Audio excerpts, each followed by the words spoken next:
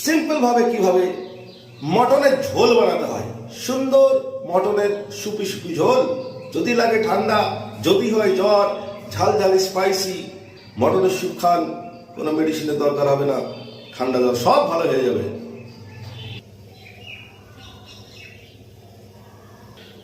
এবার sunflower oil দিয়ে রান্না করবো,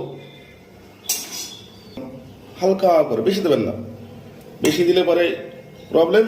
অল্প তেলে রান্না।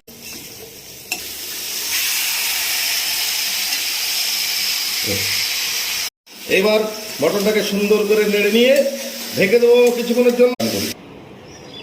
ভেবে দেখেছো কি ধারাও যত আলোক বর্ষ দূরে, তাও দূরে তুমি। মটন থেকে জল বেরিয়েছে, তো একটু শুকনো শুকনো করবো, তো আর একটু জল দিয়ে দিই।